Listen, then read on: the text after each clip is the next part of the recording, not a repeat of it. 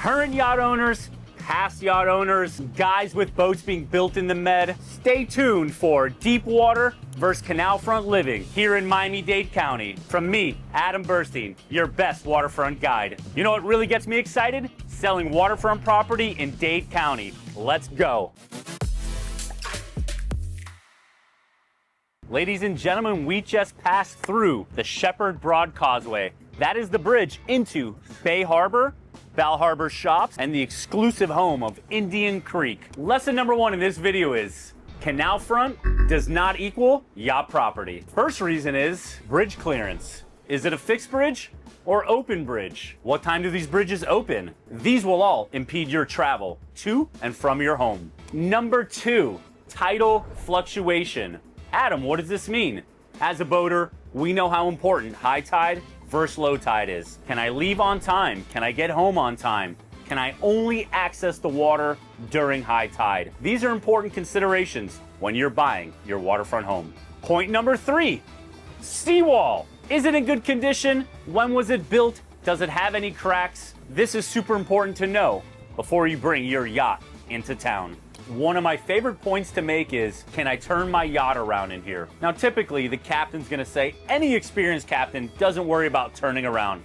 We call this a bonus in the industry. And the cherry on top, that nasty little word, silt. It's the silt buildup we're talking about. What lies on the bottom of the bed, gotta come in and be dredged out. It's a dirty word because it's a dirty thing. If you aren't considering all these things before you purchase that property, it could be a huge mistake.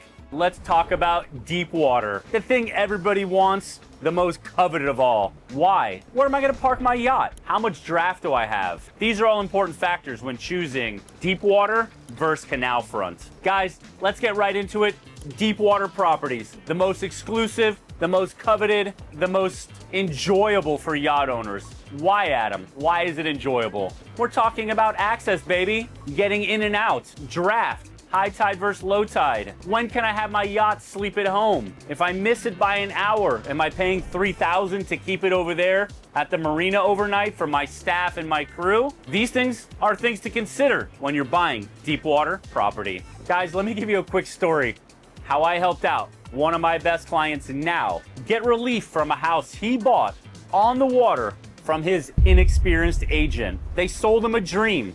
He believed him. When he finally got his yacht here, he couldn't park it at his house. The draft was 8 feet. He needed more. What did he end up doing? Leaving his boat, his yacht, in a marina, sold the house, found me, and we got him direct access to the ocean. I made his life easy. When he comes into town, his crew's ready for him. He doesn't worry about the tide. One thing yacht owners like, and I know this for a fact, is when the sun sets, they don't want it in their face. They want it behind them. Buying a waterfront home is not a joke. I make it sound easy, but it's super complicated. There's so many factors to consider. Making sure your boat has the right home to go to. Let's talk about it once again.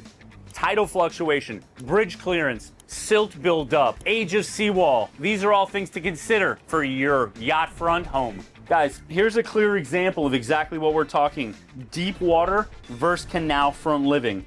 Inside here, this is all deep water. This is where you can bring your 100-foot plus yacht in without a problem. Over here along the canal, you don't have that much draft. You can't turn the boat around. This is for a much smaller yacht. This is where the big boys play.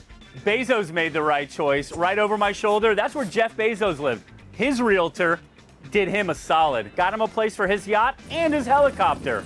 I wonder what he knows. He knows that here, deep water means everything. Immediate access to the ocean, Bimini, Key West, further north, all these places are within access 15 minutes from this waterfront right here. Could you imagine buying a beautiful waterfront home like this, only to realize that your yacht doesn't fit? It doesn't work for this? What are you gonna do? There's only two options. Sell the home or sell the boat. Let's make sure you don't have to do either one of those. This could be a huge, costly mistake for you, your yacht, and your wife. Guys, right behind me here is the perfect example of the right size boat for that property. Technically, he's got two. He's got a baby ski boat there, which is so cool. I love this guy's setup. What do you think?